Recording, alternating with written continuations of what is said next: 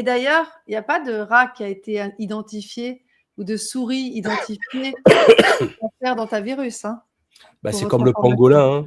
Ouais, C'est c'est ça. ça. Alors justement, donc voilà, je commence justement par, un petit dialogue entre les 2 compères, le pangolin et le rat. Et moi, c'est fini, c'est mon tour maintenant, répond le rat. Donc Hantavirus, la saison 2 de Pandemic Attack, ça c'est le nouveau film que je viens d'inventer, donc est sorti depuis ce mois de mai, même depuis un petit peu avant, mais officiellement, donc il est dans toutes les salles, depuis, mai. Alors c'est quoi le hantavirus ou l'hantavirus? Je ne sais jamais si on met un L apostrophe ou on le laisse, séparé du déterminant. Vous voyez ce navire qui en fait, qui n'est pas tout à fait un navire de croisière, c'était plutôt un navire d'exploration, dans lequel, un foyer épidémique, nous dit-on, de souche, des Andes, serait survenu sur ce navire d'exploration Hondius, avec à son bord 149 passagers de 23 nationalités.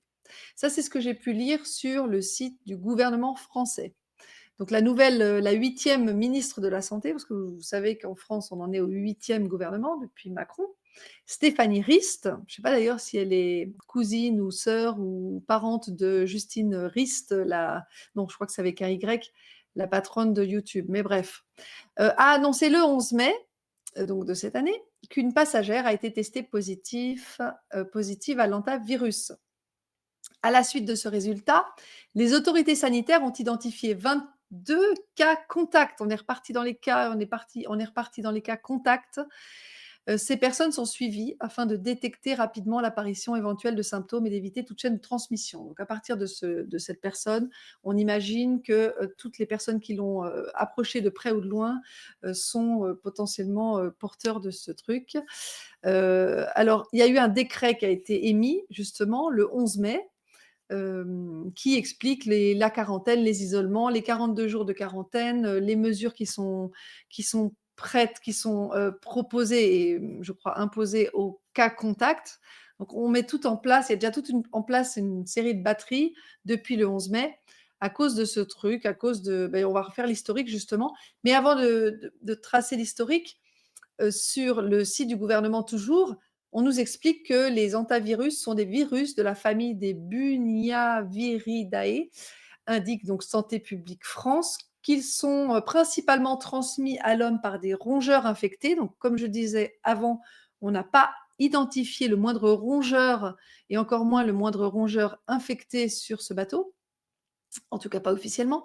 Aucune transmission interhumaine, donc d'humain à humain, n'a été décrite à ce jour. Mais ils laissent le suspense parce qu'ils ne disent pas que c'est pas possible, ils disent juste que ça n'a pas été décrit à ce jour, excepté, et voilà, le suspense tombe, pour le fameux hantavirus sud-américain des Andes, dont il s'agit apparemment ici. On nous dit que c'est ce dernier qui a été détecté sur le navire Hondius. Bon, alors reprenons l'historique. Là, vous avez la petite carte avec le trajet du bateau. Depuis, figurez-vous, le 1er avril. Le 1er avril, ça ne s'invente pas quand même, hein, et ce n'est pas un poisson d'avril. Ou alors, peut-être, l'histoire ne le dit pas. Il serait parti donc ce bateau est parti d'Ushuaia, en Argentine, qui est à l'extrême sud de l'Amérique du Sud, avec l'intention de visiter l'Arctique et plusieurs îles de l'Atlantique Sud. C'est ce que nous dit la page Wikipédia sur l'hantavirus. Alors, on nous dit, donc l'histoire dit qu'un passager est décédé le 11 avril à bord de ce bateau, le Hondius, et qu'il a été ramené à terre à Sainte-Hélène le 24 avril avec Napoléon, qui est mort depuis longtemps, mais bref. 30 passagers ont débarqué à Sainte-Hélène, dont la femme de ce passager qui est mort le 11 avril et qui est morte, donc c'est la femme, 2 jours plus tard dans un hôpital de Johannesburg. Donc ça veut dire qu'elle a pris l'avion jusqu'à Johannesburg. Vous voyez, sur la carte, donc Sainte-Hélène, c'est à peu près au milieu du trajet et vous voyez la courbe qui va vers l'Afrique du Sud, Johannesburg. Pardon, ça c'est, Amélie qui m'a filé ça tout. Merci Amélie. Non, je plaisante. Un autre passager est décédé à bord du Hondius le 28 avril, mais on ne sait pas exactement de quoi parce qu'on nous dit qu'ils sont décédés, mais c'est pas précisé de quoi ils sont morts. Et puis, un passager britannique a été envoyé à Johannesburg le 2 mai pour y être soigné, mais on nous dit que son état est stable. Le navire a été amarré au Cap-Vert pendant 3 jours, mais personne n'a débarqué parce que, nous disait-on, dans cette page, je ne l'ai pas écrit, mais hem, il n'y avait pas les infrastructures pour faire les isolements, les quarantaines, enfin tout le cirque habituel.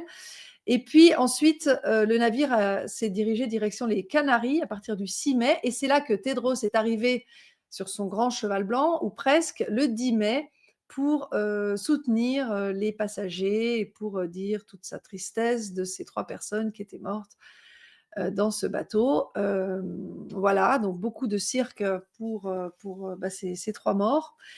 Et puis le 15 mai, les passagers sont arrivés, à la destination et ont été, hospitalisés ou mis en quarantaine dans leurs pays respectifs, que ce soit en Australie, au Canada, en France, en Allemagne, aux Pays-Bas, à Sainte-Hélène, décidément, à Singapour, en Afrique du Sud, en Espagne, en Suisse, il y avait des Suisses, en Turquie et aux États-Unis.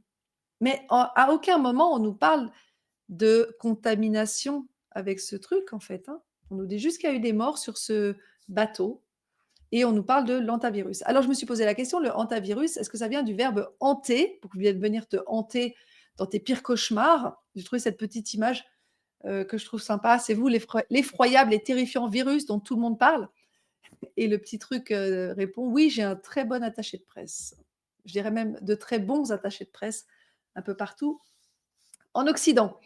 Alors, on reprend donc l'origine du mot. Les Hantaviridae, parfois francisés en Hantaviridés, sont une famille de virus de l'ordre des héliovirales et de la classe des Bunyaviricets, je crois que j'ai cité avant. Ils tiennent leur nom de celui du genre des hantavirus, qui le tiennent du virus Hantan, donc ça ne vient pas du verbe hanter, mais de la rivière Hantan, qui est une rivière en Corée, où plus de 3000 soldats ont été gravement malades après avoir été infectés par ce virus. C'est ce qu'on nous dit, hein, c'est toujours le discours pasteurien, pendant la guerre de Corée entre 1950 et 1953. Mais encore une fois, on ne sait pas exactement quels sont ces symptômes et en quoi ils sont spécifiques ou spéciaux par rapport à une autre fièvre ou à une autre infection pulmonaire.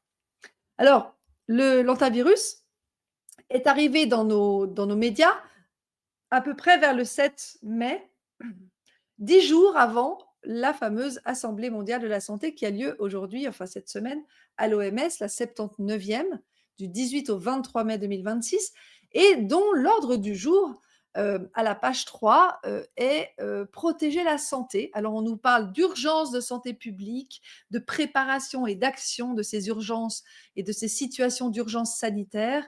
On nous parle de l'application du règlement sanitaire international, le fameux RSI, qui a été actualisé le 1er juin 2024. Vous vous rappelez, c'est l'un des 2 textes liberticides préparés juste pour nous par l'OMS et qui n'a pas du tout fait les gros titres dans les médias, mais pour lequel on a beaucoup parlé, nous, les médias indépendants. Et puis, il s'agit aussi de travailler sur l'accord sur les pandémies. Vous savez, le fameux traité pandémie de l'OMS qui, lui, a été adopté le 20 mai de l'année dernière, mais pas ses annexes. J'en profite pour rappeler que les annexes du traité pandémie, de l'accord sur les pandémies, concernant le partage des pathogènes et non, c'est l'accès aux pathogènes et le partage des bénéfices, dont les traitements et surtout les vaccins, qui doivent se partager dans tous les pays de façon équitable, hein, ça c'est leur grand mot. Eh bien, ça, c'est l'un des sujets de cette Assemblée mondiale de santé de l'OMS. Et puis, le point 14 nous dit que on va parler de l'action de l'OMS dans les situations d'urgence sanitaire, encore une fois. Et on va surtout renforcer les bases factuelles pour les mesures sociales et de santé publique. Les mesures, toujours des mesures pour nous priver de nos libertés. Je rappelle en passant que dans la constitution de l'OMS, il est écrit que tous les gouvernements ont la responsabilité de la santé de leur peuple, et que pour accéder à la meilleure santé de leur peuple possible, ils ne peuvent le faire qu'en adoptant des mesures de santé et des mesures sociales. Donc voilà, à bon entendeur, voilà comment l'État intervient, et c'est marqué dans la constitution de l'OMS. Alors je rappelle aussi cet exercice de simulation Polaris 2 qui a lieu le 22-23 avril, donc quelques semaines, 2 semaines avant l'officialisation médiatique de cette nouvelle pandémie, nouvelle épidémie, pardon, parce qu'elle n'a pas encore le nom de pandémie, d'hantavirus. Et je vous rappelle également qu'avant le Polaris 2, il y a eu le Polaris 1, c'est-à-dire l'exercice de simulation de pandémie de 2025, qui a eu au lieu, je crois, aussi en avril. Eh bien, voilà le titre donné par le site de l'OMS sur ce fameux exercice de simulation qui ne va pas vous échapper et qui vous rappelle certainement le fameux Event 201 avant le Covid-19 en octobre 2019, 5 mois avant la pandémie de Covid. Donc le titre de cet exercice, en tout cas le titre que donne l'OMS à la page sur l'exercice de Polaris 2, c'est s'entraîner aujourd'hui pour faire face aux urgences de demain. L'OMS réunit des pays et des partenaires pour simuler la riposte à une épidémie majeure. Il faut savoir que ces exercices sont pratiqués depuis 2000 à peu près, très souvent. Il y en a plus de 15 qui ont eu lieu depuis les années 2000, pas toujours organisés directement par l'OMS, mais on retrouve quand même toujours les acteurs, l'Institut Hopkins, le Forum économique mondial, la Fondation Gates et très souvent l'OMS. Donc il y a ces entraînements qu'ils font comme ça et ils passent des millions dans ces entraînements. À quoi bon? À quoi bon et pourquoi s'entraîner autant pour un truc qui n'existait pas avant 2020 en fait? Enfin si, il y a eu la H1N1, mais qui n'existait pas de façon si coercitive avant 2020.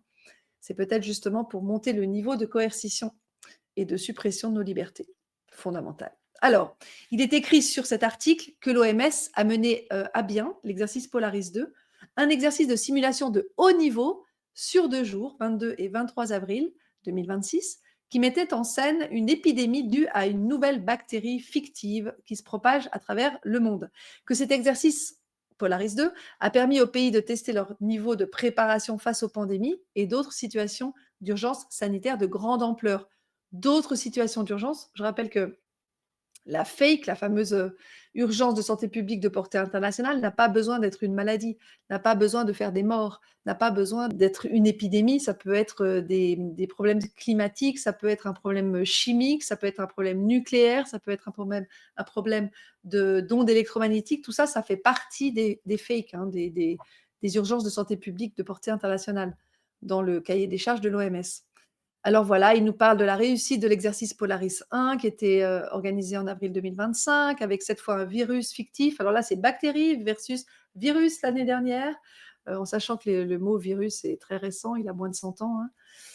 C'est 1937 avec Thomas Rivers qui émanait des laboratoires, enfin de la fondation Rockefeller, pour changer. Bref, que l'exercice Polaris 2 s'inscrit dans le cadre d'Horizon X, le programme d'exercice de simulation pluriannuel, donc plusieurs fois par année, est tourné vers l'avenir de l'OMS. Effectivement, l'avenir de l'OMS dépend de toutes ces mesures qui sont prévues dans ces soi-disant pandémies. Gavi nous prévoyait déjà il y a 5 ans, en 2021, l'antavirus comme prochaine pandémie. C'était écrit sur son site le 10 mai 2021, qui serait propagé des rongeurs aux humains. Voilà, l'antavirus de l'ancien et du nouveau monde est devenu endémique sur de nombreux continents. Endémique, ça veut dire que c'est plus un problème, hein, que c'est devenu un truc complètement habituel. Et par contre, on nous dit tout et son contraire dans ce paragraphe, puisque ça a l'air d'être pas grave, mais en même temps, il faudrait quand même craindre son potentiel pandémique. Alors, on nous dit ensuite que la fièvre hémorragique à hantavirus avec syndrome rénal existe depuis de nombreux siècles, donc de nombreux siècles, ça fait plusieurs centaines d'années, et que la menace pandémique est faible. Donc, dans le même article, on mélange tout et son contraire. C'est pas grave, mais en fait, c'est peut-être pandémique, et puis ça existe depuis de nombreux siècles, mais ça sera la prochaine pandémie. Bref, chacun se sert, en fait. Hein, c'est du buffet à volonté. Alors voilà, un brevet pour un vaccin contre l'hantavirus a déjà été publié en 1997-1997 pour ceux qui ne parlent pas le suisse et le belge. Et cette sorte de vaccin était un vaccin ancien modèle sans l'ARN messager. Il comprenait ce qu'ils appellent le vecteur atténué du virus. Donc il a été publié le 25 novembre 1997. Et regardez, et voilà Tipa que le bénéficiaire de ce brevet, c'est l'armée américaine. C'est les États-Unis représentés par le département de l'armée Washington, D.C. Et puis ensuite, un petit peu plus tard, très récemment, donc il y a 1 an, un brevet pour lutter contre l'hantavirus, mais cette fois à l'ARN messager qui date du 24 avril 2025, pendant l'exercice de Polaris 1 d'ailleurs. enfin plus ou moins. Et cette fois, on nous dit une solution au problème de la pathologie à hantavirus est la conception, la production et l'administration d'un vaccin à base d'acide nucléique. Et sous certains aspects, le NAV, donc l'acide nucléique, est un vaccin à l'ARN messager, enfin le vaccin à base d'acide nucléique. Donc cette fois, on a une espèce d'injection qui ressemble au vaccin Covid et à ceux qui sont donnés aux vaches pour la DNC, avec cette espèce d'ARN messager synthétique qui fait se produire dans le corps plein de choses dont on n'a pas du tout le contrôle et pas du tout la connaissance exhaustive. Donc bonne chance à ceux qui vont tomber dans le panneau. En tout cas, Moderna s'en est saisi manifestement, quoique les dates ne concordent pas exactement, mais en tout cas, Moderna est en train de fabriquer un virus contre l'antavirus depuis 2024, donc 2 ans avant la propagation médiatique de cette nouvelle pandémie, enfin potentielle pandémie, puisque avec l'université de Corée, Moderna a co-développé, en tout cas est annoncé comme allant co-développer un vaccin contre l'antavirus. Moderna, ça vient de mode RNA, donc c'est des vaccins ARN messagers, comme toujours. Moderna a annoncé vendredi soir avoir conclu, vendredi soir, donc on parle du 5 juillet 2024, une collaboration à grande échelle avec le Centre d'innovation vaccinale de la faculté de médecine de l'Université de Corée pour développer un vaccin contre l'antavirus à base d'ARN messager, acide ribonucléique messager. Et voilà, comme ça, nous ne sommes pas surpris. Donc, tous ces gens préparent des choses bien avant la sortie du film qui vient de sortir, là, juste avant. Alors, ce qu'on a vu dans ce document, dont on avait déjà parlé à l'heure du Covid, c'était le document de Pfizer de novembre, du 17 novembre 2021, qui retraçait l'expérience, enfin plutôt les effets indésirables signalés par Pfizer entre le mois de décembre et le mois de décembre, donc le début de la vaccination, lorsque le vaccin était en phase expérimentale, hein, on le rappelle, jusqu'au mois de février 2021, donc sur 3 mois, non, même moins, 2 mois, il y avait eu cette espèce de document qui était sorti de la part de Pfizer. Donc évidemment, le lien a été censuré, mais je l'ai retrouvé avec archive.org. Vous pouvez le retrouver d'ailleurs sur mon canal Telegram. Donc vous cliquez dessus et vous pouvez télécharger le document qui s'appelle 5.3.6 Post-Marketing Experience du 17 novembre 2021. Et qu'est-ce qu'on trouve? On trouve plein de pages et à la page 30, je crois que ça commence à la page 30, mais ça correspond au dossier des effets indésirables. Alors c'est écrit adverse events, donc ça veut dire effet indésirable. Après le vaccin Comirnaty, c'était le vaccin de Pfizer. Donc on a 9 pages, 9 pages, et à la 4e page, on retrouve le fameux hantavirus pulmonary infection, donc l'infection pulmonaire hantavirus, au milieu plus ou moins de la page des 1200 et quelques effets indésirables, adverse events du vaccin Comirnaty de Pfizer. Et puis ensuite, donc ça correspond à la page 4 de ces pages-là, mais c'est la 30, je sais plus, 32 ou 34, je sais plus, mais en tout cas, c'est à partir de la page 30 qu'on retrouve toutes ces lignes, et puis avec le hantavirus à peu près au milieu de la page. Voilà, donc ce serait peut-être un effet du vaccin Covid, pourquoi pas. En tout cas, c'est ce qui est écrit. Le fameux, pourquoi je vous parle de ce débat avec David Smadja? Parce qu'il a été évincé de la chaîne. Donc j'ai réécrit cette fameuse phrase qui fait partie d'un des morceaux de ce débat que j'ai eu en février avec David Smadja, qui a empêché, donc le vaccin a empêché bien plus de morts que le Covid, nous dit David Smadja, qui, je rappelle, a des conflits d'intérêts, a travaillé pour Bayer, a travaillé pour Léo Pharma, a travaillé pour Aspen, a travaillé pour BMS, donc c'est Bristol Myers Squibb, qui est un labo pharmaceutique, et d'autres, qui a été chargé par l'OMS de s'occuper de la pharmacovigilance concernant l'hématologie, les thromboses, puisqu'il est hématologue de formation, et qui est dans le groupe de réflexion, le think tank, ça s'appelle le Laboratoire de la République, pour promouvoir les fameuses valeurs de la République.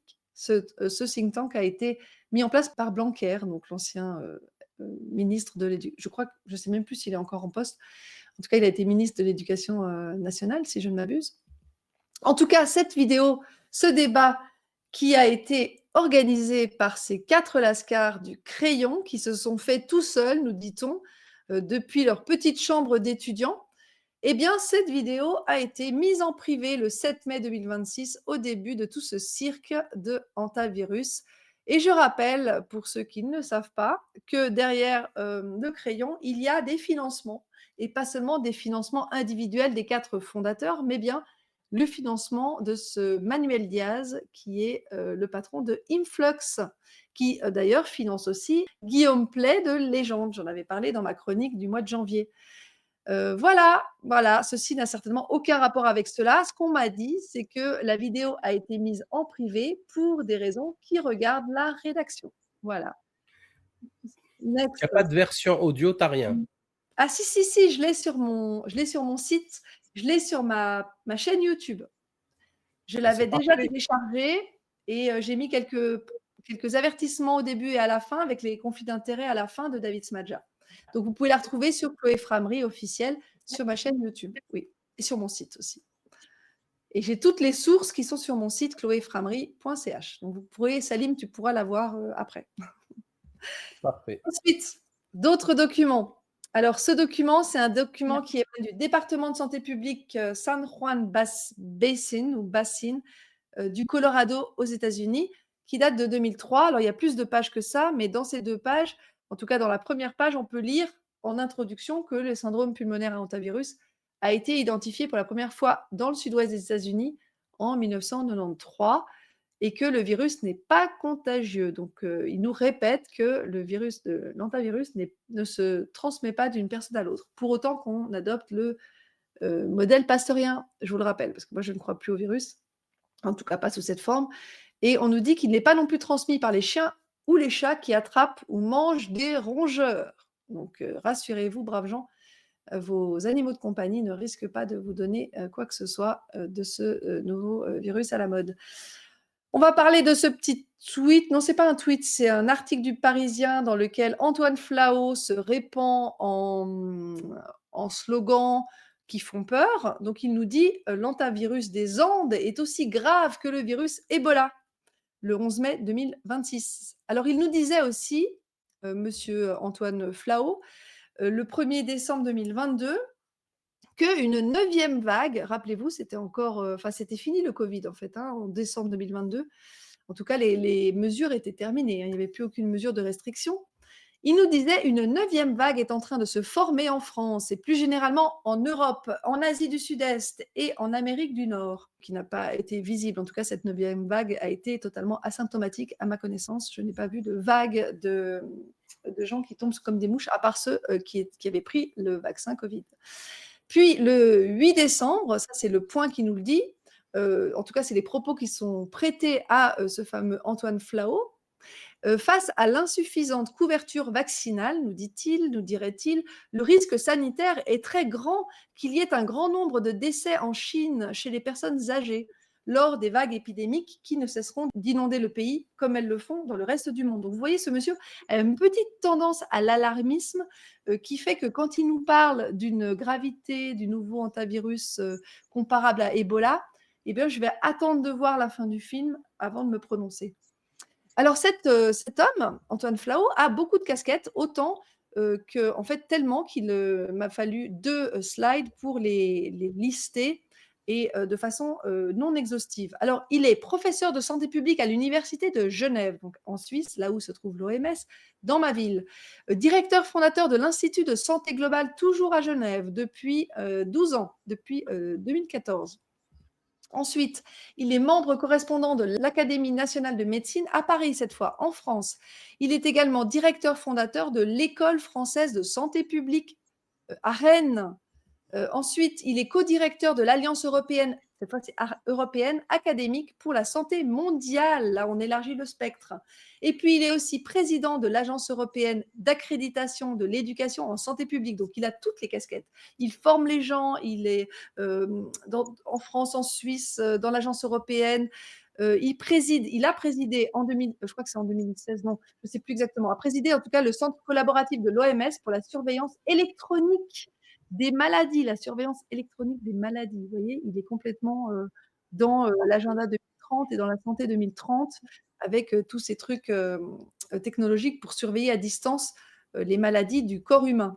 Ce n'est pas fini. Il est aussi orateur du Geneva Health Forum, donc il est de nouveau à Genève, à côté d'un envoyé spécial qui est très souvent associé à la Fondation Rockefeller, qui travaille pour la Fondation Rockefeller, Samuel Scarpino, également de Adèle Vogaman de l'USAID, de Christian Walzer de la Wildlife Conservation Society, de Seth Berkley, l'ancien l'ancien président de Gavi, de représentants du Forum économique mondial, de GESDA, je vous rappelle que c'est le centre du transhumanisme, enfin, c'est pas comme ça que c'est écrit, mais à Genève, j'en avais parlé en octobre 2022, du CICR, de l'OMS, du Global Fund, etc., etc. Donc il côtoie tous ces gens tout le temps en fait.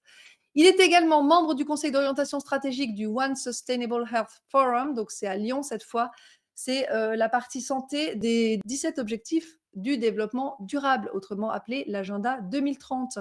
Il a aussi présidé en 2016 le sommet de la santé mondiale, où Alain Berset, notre ex-conseiller fédéral en charge de la santé, était présent. Je rappelle qu'Alain Berset, maintenant, il a gradé, qu'il est aujourd'hui secrétaire général du Conseil de l'Europe. Bref, cette fois, c'était en Allemagne, avec des partenaires comme la Fondation Bill et Melinda Gates, le Wellcome Trust, le Global Governance Project, donc c'est le projet de gouvernance globale, de gouvernance mondiale de Sanofi, de Johnson Johnson et de Pfizer. Vous voyez, c'est toujours les mêmes qui se côtoient. Il a encore présidé le Forum de la santé à Genève. Il est, pour couronner le tout, expert à l'Institut Montaigne. L'Institut Montaigne, je vais en faire une chronique un jour, ça fait longtemps que j'y pense. C'est un groupe de réflexion qui est basé à Paris et dont la mission est d'élaborer des propositions de politique publique pour influencer les débats politiques et la prise de décision en France et en Europe. Donc c'est un think tank, quoi. C'est un centre Qui d'influence.